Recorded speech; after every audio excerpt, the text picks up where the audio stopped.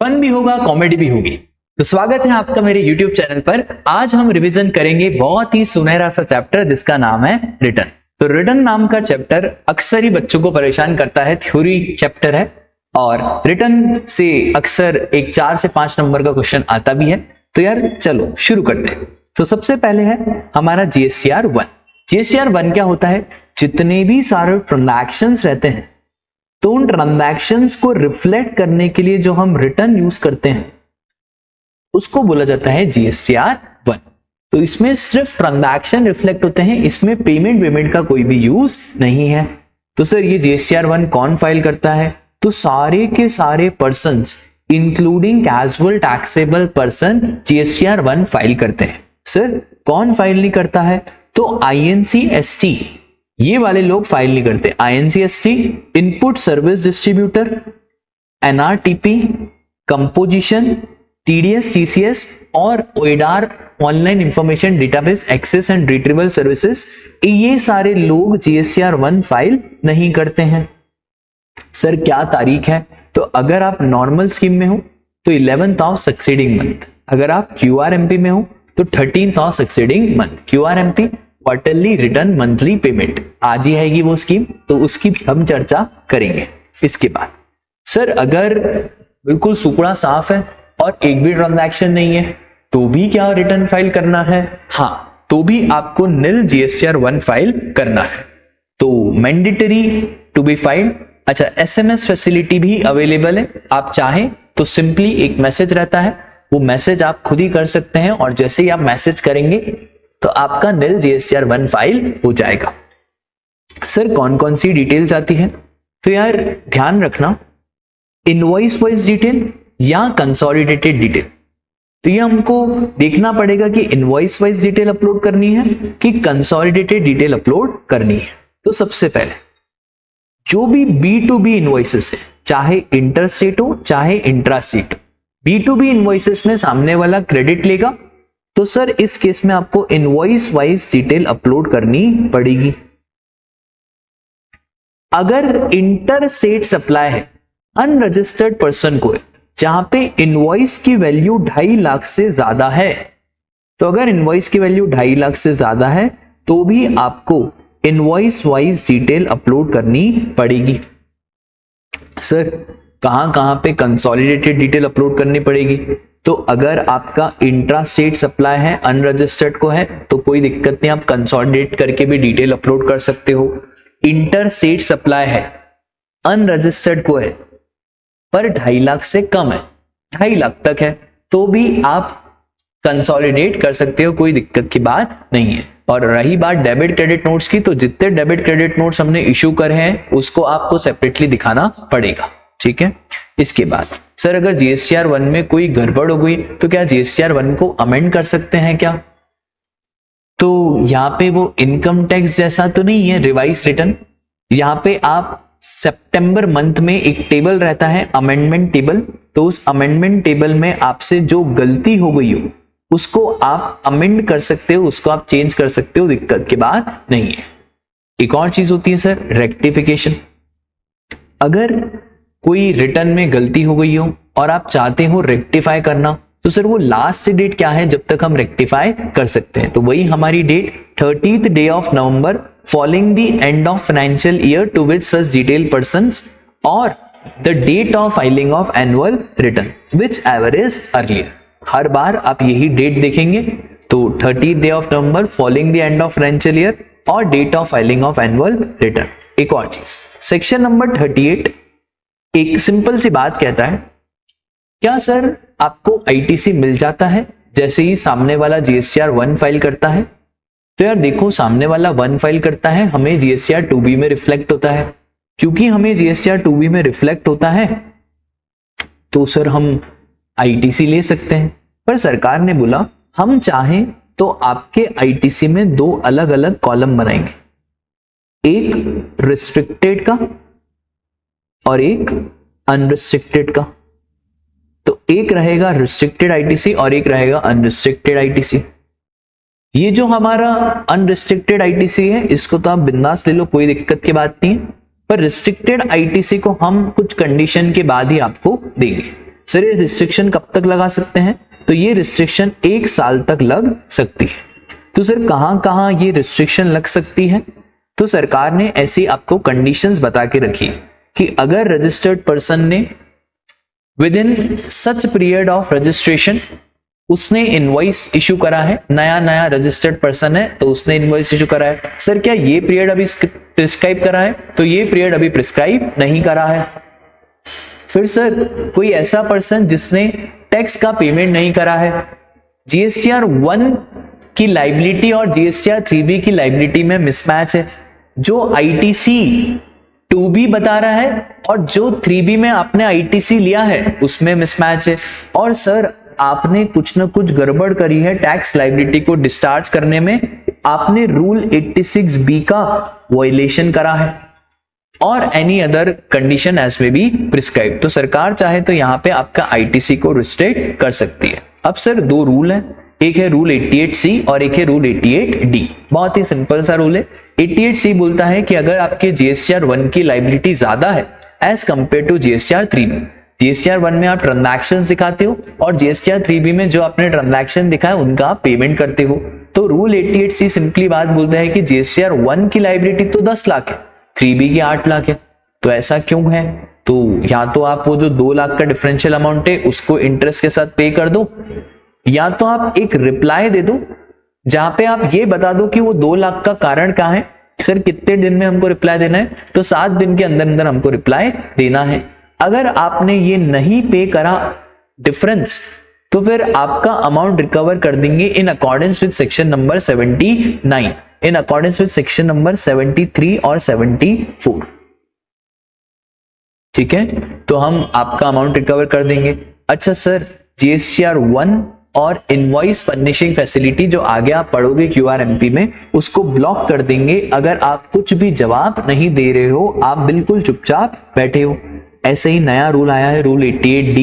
Rule 88D simply सी एक बात कहता है कि सर अगर आपका ITC avail exceeds ITC available in GSTR 2A और 2B, तो सर फिर क्या करें?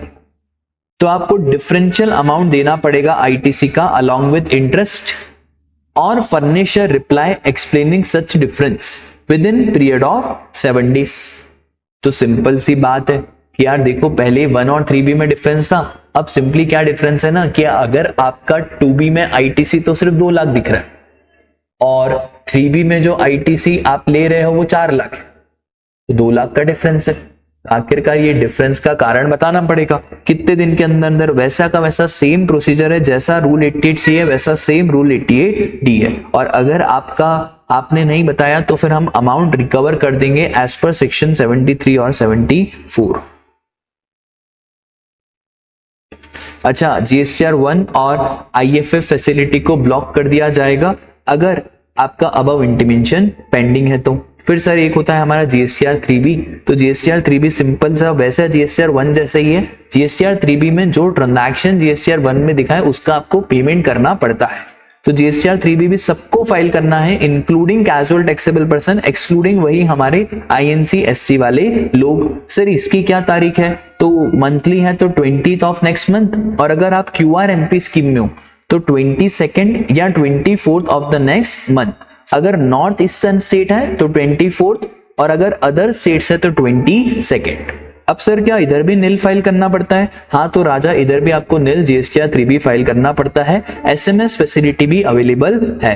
क्या सर इसका भी रेक्टिफिकेशन करा जा सकता है? हाँ वही date 30th day of the November following the end of financial year और date of filing of annual return whichever is earlier. Sir आप कहाँ रेक्टिफिकेशन नहीं कर सकते? तो इंपॉर्टेंट है स्क्रूटनी, ऑडिट, इंस्पेक्शन, तो यहां आप रेक्टिफिकेशन नहीं कर सकते। अगर आपका केस खुला है, स्क्रूटनी का मामला है, ऑडिट का मामला है, तो यहां कोई रेक्टिफिकेशन नहीं और आईटीसी भी नहीं मिलेगा आपके रेसिपिएंट को। ठीक है, इसके बाद एक रिटर्न होता है GSTR 4 that is composition scheme. तो यार कंपोजिशन स्कीम वालों के लिए थोड़ी सी रियायतें हैं।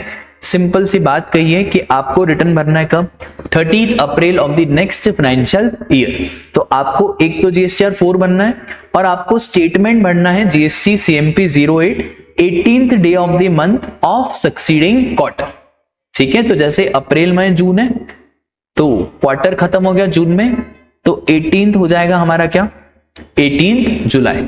सर क्या नील जीएसटी भी भरना है? हाँ, तो नील जीएसटी भी आपको मैंडेटरी है और SMS facility is also available. अब एक चीज सर, अगर हम नॉर्मल से कंपोजिशन में जा रहे हैं या कंपोजिशन से नॉर्मल में जा रहे हैं तो उस केस में क्या होगा, तो देखो यार ध्यान से, अगर रेगुलर टैक्स पेयर है और कंपोजिशन में जा रहा है तो कंपोजिशन ऑप्ट कर रहा है, तो रेगुलर वाला अगर कंपोजिशन ऑप्ट कर रहा है तो इसमें आपको एक बात ध्यान रखनी है कि सर कब तक सारे रिटर्न फाइल कर देने, तो सितंबर महीने का रिटर्न दैट इज 20 अक्टूबर और furnishing of the annual return of preceding financial year which ever is earlier.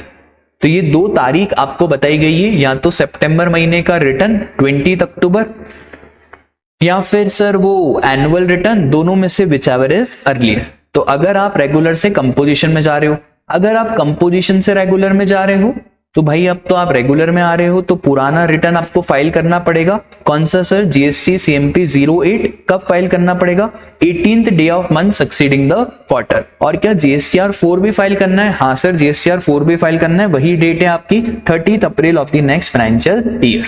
ठीक है सर, उसके बाद GSTR 5 non resident taxable person, NRTP बंजारे लोग, इनके लिए सर कौन सी टाइम लिमिट है, तो इनको कहा गया 13 days after the end of calendar month. मतलब जनवरी का रिटर्न ये कब भरेंगे, 13 फरवरी, और 7 days after the last date of validity period. For example अगर हमारा जनवरी, ठीक है, और वैलिडिटी साहब की खत्म हो रही है 2 फरवरी को, आपका जो एनआरटीपी याद है 90 दिन की वैलिडिटी प्लस 90 दिन का एक्सटेंशन पॉसिबल है, तो 2 फरवरी को वैलिडिटी खत्म हो रही है प्लस 7 दिन, कितने हो गए, 9 फरवरी। तो यार 9 और 13 विच एवर इज अर्लियर। अब 9 और 13 विच एवर इज अर्लियर का मतलब हो जाएगा यहां पे पता है क्या, तो 9 फरवरी को आपको रिटर्न फाइल करना पड़ेगा, कौन सा, जीएसटीआर 5। उसके बाद जीएसटीआर 9A, 9A और 9C ये एनुअल रिटर्न होता है। All the registered person excluding CTP, NRTP, TDS, TCS और इनपुट सर्विस डिस्ट्रीब्यूटर, इनको हटा दो। इनको ड्यू डेट क्या है, तो 31st day of the December of the next financial year. अब एक चीज समझना, जीएसटीआर 9A रहता है फॉर कंपोजिशन, जीएसटीआर 9 रहता है फॉर अदर देन कंपोजिशन। अगर आपका टर्नओवर 2 करोड़ रुपए तक है तो आपको कोई एनुअल रिटर्न भरने की आवश्यकता नहीं है। एक होता है GSTR 9C that is audit. तो ऑडिट आपको तभी करना है जब आपका टर्नओवर 5 करोड़ से ज्यादा होता है। सर ये ऑडिट कुछ भी नहीं है, बहुत सिंपल है, सेल्फ सर्टिफाइड रिकंसिलिएशन स्टेटमेंट, जहां पे आपको रिकंसाइल करना पड़ेगा जीएसटीआर 1, 3B और जो आपकी बुक्स ऑफ अकाउंट है, इन तीनों को आपको मेल मिलाप मैच करना पड़ेगा। ठीक है, तो सर ये ऑडिट कब करवाना है, जब करवाना है जब आपका टर्नओवर 5 करोड़ से ज्यादा हो जाएगा। उसके बाद सर 9A 9C ये गवर्नमेंट डिपार्टमेंट के लिए रिक्वायर्ड नहीं है, लोकल अथॉरिटी के लिए रिक्वायर्ड नहीं है। अगर इनका अकाउंट्स ऑलरेडी ऑडिट कर रहा है कौन, कंप्रोटर एंड ऑडिटर जनरल या कोई भी ऑडिटर जिसको लोकल अथॉरिटी ने अपॉइंट करा है, तो इनको ना 9 भरना है, ना 9A और ना ही 9C। उसके बाद रहता है GSTR 10 that is final return. तो सर फाइनल रिटर्न कब भरना है, तो जब आपका रजिस्ट्रेशन कैंसिल होता है तब आपको फाइनल रिटर्न भरना रहता है। तो फाइनल रिटर्न आपको भरना है within 3 months of date of cancellation और date of order of cancellation whichever is later. तो जिस दिन कैंसिल हुआ या जिस दिन ऑर्डर हुआ विच एवर इज लेटर, और इसके 3 महीने के अंदर अंदर आपको फाइनल रिटर्न भरना है। उसके बाद रहता है हमारा जीएसटीआर 11 फॉर यूआईएन। तो यूआईएन वालों को जनरली रिफंड लेना रहता है, तो सारी की सारी इनवर्ट सप्लाई की डिटेल फॉर रिफंड पर्पस इनको जीएसटीआर 11 में दिखानी पड़ती है। फिर सर सेक्शन नंबर 46 बात करता है रिटर्न डिफॉल्टर की। अगर आपने रिटर्न फाइल नहीं करा है तो जाग जाओ, आपको नोटिस आएगा। अच्छा नोटिस आएगा तो आपको रिटर्न फर्निश करना पड़ेगा कितने दिन के अंदर अंदर, 15 दिन के अंदर अंदर, और अगर नहीं करा तो फिर आपकी टैक्स लायबिलिटी असेस करेंगे एज पर सेक्शन नंबर 62।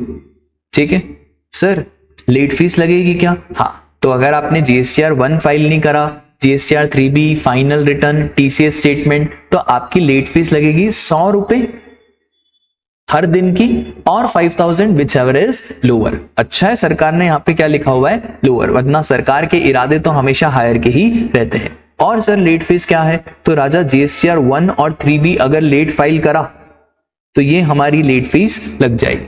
ठीक है, तो सर क्या है लेट फीस, इसको ध्यान रखना है क्या? तो राजा लेट फीस ध्यान रखना है, ये एमसीक्यू का क्वेश्चन बन सकता है अगर 1-2 नंबर का उन्होंने पूछ लिया। तो अगर आपकी मेमोरी थोड़ी शार्प है तो आप याद रख सकते हैं, ध्यान रख सकते हैं, क्योंकि एमसीक्यू में जनरली ऑप्शन आएंगे तो आपको थोड़ा क्लिक हो जाएगा। ठीक है, तो सर देखो ना यार, जीएसटीआर 1 और 3B, सबसे पहले अगर निल लाइबिलिटी है जीएसटीआर 1 और 3B में, उस केस में पेनल्टी बहुत सिंपल है, 500, 250 फॉर सीजीएसटी, 250 फॉर एसजीएसटी, और 20 रुपए, 10 फॉर सीजीएसटी और 10 फॉर एसजीएसटी। ठीक है, तो ये 20 रुपए पर डे और 500 which ever is lower. Sir अगर वो इंसान है जिसका टर्नओवर 1.5 करोड़ रुपए तक है, तो प्रीसीडिंग फाइनेंशियल ईयर में आपका टर्नओवर 1.5 करोड़ रुपए तक है, तो आपको हम इतना ज्यादा लाइबिलिटी नहीं देंगे, लेट फीस नहीं देंगे, तो आपके लिए है 2000 और 50 रुपए पर डे। अगर सर टर्नओवर आपका 1.5 करोड़ से ज्यादा है पर 5 करोड़ से कम है, तो भाई 5000 और 50 रुपए, और अगर आपने हद्दी मचा दी, मतलब 5 करोड़ से भी ज्यादा टर्नओवर है, तो मारे भाई तो लग जाएगा 10,000 और 50 रुपए पर डे। ठीक है, याद रहेगा क्या? तो बहुत सिंपल है, इतना भी कोई टफ नहीं है। अब जीएसटीआर 4, तो जीएसटीआर 4 में सिंपल सी बात है कि अगर आपका जीएसटीआर 4 निल है तो भी लाइबिलिटी, तो सर 500 और 20 रुपए, पर अगर निल नहीं है, थोड़ा बहुत भी पेमेंट आ रहा है, तो फिर सरकार ने बिल्कुल कितना कर दिया, 2000 रुपए और 50 रुपीज पर डे। ठीक है सर, जीएसटीआर 9 और 9A, तो 9 और 9A में वापस से अगर आपका टर्नओवर 5 करोड़ रुपए तक है या 5 करोड़ है, तो सर उस दिन में 50 पर डे और 0.04% of the turnover in the state which ever is lower. पर सर अगर हमारा टर्नओवर 5 करोड़ से ज्यादा है पर 20 करोड़ से कम है, तो 5 से तो ज्यादा है पर 20 से कम है, तो उस केस में सरकार ने बिल्कुल 50 रुपए का कितना कर दिया, 100 रुपए पर डे। पर ये वैसा का वैसा ये 0.04। अगर आपका टर्नओवर 20 करोड़ से ज्यादा है, बहुत बड़े इंसान हो रहे तुम तो फिर 200 रुपए फॉर एवरी डे और 0.5% of the turnover which ever is lower. ठीक है सर, जीएसटीआर 7, तो जीएसटीआर 7 में आपका 50 रुपए पर डे और 2000 रुपए विच एवर इज लोअर। ठीक है, अब सर एक और पॉइंट रहता है हमारा GSTP, that is goods and service tax practitioner. ये सिंपल सा क्या रहता है ना, हर काम हम चार्टर्ड अकाउंटेंट से नहीं करा सकते क्योंकि उनका फीस बहुत ज्यादा रहता है। आप भी जल्दी जल्दी चार्टर्ड अकाउंटेंट बन जाओ, तो सीए लोगों का फीस बहुत ज्यादा रहता है और वो बिजी भी बहुत रहते हैं। तो यार सरकार ने एक अलग से डेजिग्नेशन निकाला है GSTP. GSTP is goods and service tax practitioner. ये जो जीएसटीपी है ये भी सीए जैसे ही काम करेगा, ये भी क्लाइंट के बिहाफ पे ही काम करेगा। इनफैक्ट इसे भी एक एग्जाम पास करनी पड़ेगी, बस इसकी फीस थोड़ी बहुत कम रहेगी as compare to chartered accountant. तो सर एक बात बताओ, हमने तो जीएसटीपी को बोल दिया रिटर्न भरने का, जवाबदारी किसकी रहेगी? राजा हमेशा याद रखना, करेक्टनेस की जवाबदारी रजिस्टर्ड पर्सन की, इसका काम है फाइलिंग का। तो आप जो रिटर्न दोगे वो ये फाइल करेगा।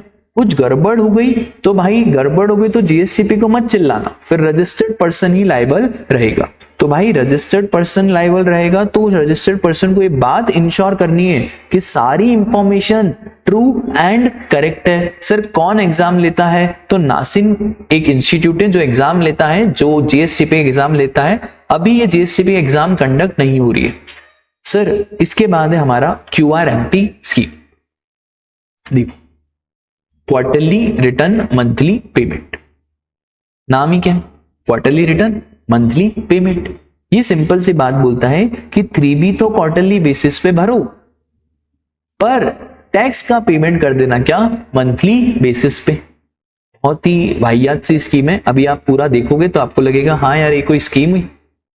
तो सर ये QRMP स्कीम कब ली जा सकती है, अगर आपका aggregate turnover preceding financial year में 5 करोड़ तक लिमिटेड है तो आप QRMP स्कीम को ले सकते हैं। सर उस क्वार्टर तक ये लिमिट आपकी एप्लीकेबल हो जाएगी जब तक आपका टर्नओवर 5 करोड़ तक है।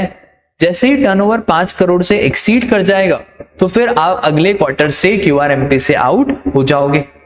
सर लास्ट रिटर्न जो भी आपका पेंडिंग है वो आपको फाइल करना पड़ेगा बिफोर टेकिंग QRMP स्कीम। अब सर कब ऑप्शन एक्सरसाइज करना है, तो बहुत सिंपल, जैसे अप्रैल मई जून, इसके पहले वाला क्वार्टर कौन सा हुआ, जनवरी फरवरी मार्च, मिड महीना कौन सा हुआ, फरवरी, तो फरवरी की पहली तारीख को पकड़ो, ठीक है। अप्रैल मई जून में पहला कौन सा मंथ हुआ, अप्रैल, अप्रैल की लास्ट तारीख को पकड़ो, तो 1 फरवरी से लेकर 30 अप्रैल, जुलाई अगस्त सितंबर, इसके पहले क्या हुआ, अप्रैल मई जून, तो पकड़ना किसको है, अप्रैल मई जून, तो जुलाई अगस्त सितंबर। तो अब इस केस में आप पकड़ोगे किसको, जून को, और यहां पे कहां पे जाओगे आप, 31 अगस्त तक। सुनो वापस से बताओ, अप्रैल मई जून, तो अप्रैल मई जून, इसके पहले वाला क्वार्टर क्या है, जनवरी फरवरी मार्च, किसको पकड़ना, फरवरी, तो ये हो जाएगा 1 फरवरी। फिर अप्रैल, अप्रैल से शुरू आना, तो अप्रैल की कौन सी तारीख पकड़ो आप, लास्ट, तो 1 फरवरी से लेकर कौन सा हो गया, 30 अप्रैल। अब जुलाई अगस्त सितंबर, तो जुलाई अगस्त सितंबर में क्या है, अप्रैल मई जून, तो अप्रैल मई जून है। आप एक काम करो, किसको पकड़ोगे, जून को, तो जून की आप पकड़ो पहली तारीख 1 जून, और जुलाई अगस्त, तो अगस्त की पकड़ लो कौन सी तारीख, लास्ट तारीख। फिर है हमारा अक्टूबर नवंबर दिसंबर, तो इसके पहले क्या आएगा हमारा, अगस्त सितंबर अक्टूबर, तो 1 अगस्त से 31 अक्टूबर, और जनवरी फरवरी मार्च, तो 1 नवंबर से लेकर 31 जनवरी। तो ये है हमारी QRMP, जब एक्सरसाइज कर सकते हैं 2 महीने पहले एंड 1 मंथ लेटर, ठीक है। तो ये इतनी सी बात है, इसको ध्यान में रखना यार, कभी पूछ ले वो एग्जाम में। अब सर QRMP का पेमेंट कैसे करेंगे, तो 2 सिस्टम है, एक है आपका फिक्स्ड सम मेथड और एक है self assessment method. Fixed sum method बहुत सिंपल है कि आप तो एक काम करो, बेस बना दो प्रीसीडिंग टैक्स पीरियड को और एक फिक्स अमाउंट सरकार को दे दो। अगर प्रीसीडिंग टैक्स पीरियड क्वार्टर है तो एक काम करो, क्योंकि क्वार्टर है तो 3 महीना, तो इसलिए 35 अप्रैल में आप एक काम कर दो, 35% of cash paid in preceding quarter, मई में भी 35% ऑफ कैश, और 35 70 तो यहां हो गया, और जो बचा कुचा पैसा है वो जून में एक्चुअल बेसिस पे पे कर दो। सर अगर प्रीसीडिंग टैक्स पीरियड मंथ है तो भाई फिर तो आपको 100% of GST should be paid in the preceding month, ठीक है, इतनी बात क्लियर है। सर सेल्फ असेसमेंट, तो सेल्फ असेसमेंट सिंपल सा बोलता है जो एक्चुअल बेसिस पे टैक्स आ रहा है तो उसी बेसिस पे आप टैक्स पे कर दो। सर तारीख क्या है, तो अप्रैल का 25 मई, मई का 25 जून, और जून का है 25 जुलाई। सर कोई टैक्स भरने की जरूरत नहीं है अगर आपका टैक्स लायबिलिटी प्रीसीडिंग में निल है या आपके पास ई कैश लेजर में सफिशिएंट बैलेंस अवेलेबल है। इंटरेस्ट लग जाएगा 18% से अगर आपने शॉर्ट पेमेंट ऑफ टैक्स करा है। इंटरेस्ट का वैसा ही नियम है जैसा सेक्शन 50 बोलता है। अब देखो रेसिपिएंट को क्रेडिट कैसे मिलेगा, तो एक फैसिलिटी है जिसका नाम है इनवॉइस फर्निशिंग फैसिलिटी। इन्होंने तो बोला क्वार्टरली भर दो, पर सर रेसिपिएंट बेचारे को क्रेडिट कैसे मिलेगा, क्योंकि क्वार्टरली रिटर्न जा रहा है, पेमेंट मंथली जा रहा है। जो मैं कह रहा था ना ये बकवास स्कीम है, अब आपको समझ में आएगा। इन्होंने क्या करा ना, एक स्कीम निकाली इनवॉइस फर्निशिंग फैसिलिटी। इन्होंने बोला एक काम करो, जो आपके 2 महीने ना क्वार्टर के, वहां पे आप इनवॉइस फर्निश करो। कौन सी फैसिलिटी से, इनवॉइस फर्निशिंग फैसिलिटी। हमने पूछा कोई लिमिट है, तो इन्होंने बोला भाई आप 50 लाख पर मंथ तक के इनवॉइस अपलोड कर सकते हो। फिर हमने बोला भाई तीसरे महीने, तो इन्होंने बोला भाई तीसरे महीने में तो क्वार्टरली रिटर्न जा ही रहा है ना, तो तीसरे महीने में तो क्वार्टरली रिटर्न जाएगा ही, ठीक है। तो इसलिए मैंने बोला कि ये वाली जो स्कीम है ना, ये बकवास स्कीम है। क्यों बकवास है, भाई आपको अननेसेसरी वापस से ये भरना तो पड़ रहा है ना 2 महीने के लिए, क्योंकि रेसिपेंट बोलेगा मुझे क्रेडिट नहीं मिल रहा है, रेसिपेंट को क्रेडिट चाहिए।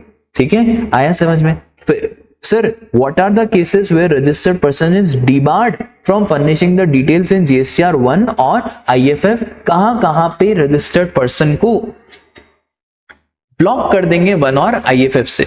तो सर अगर जीएसटीआर 3B नहीं भरा है प्रीसीडिंग मंथ का, जीएसटीआर 3B नहीं भरा है प्रीसीडिंग क्वार्टर का, रूल 88C का इंटीमेशन पेंडिंग है, या रूल 88C का कंपाइल आपने नहीं करा, जवाब नहीं दिया, रूल 88D का भी कंपाइलेशन नहीं करा, और आपने बैंक अकाउंट डिटेल्स भी फर्निश नहीं करी, तो यहां पे हम आपका जीएसटीआर 1 आईएफएफ फैसिलिटी को ब्लॉक कर सकते हैं। और इसी के साथ हमारा रिटर्न नाम का चैप्टर भी खत्म होता है।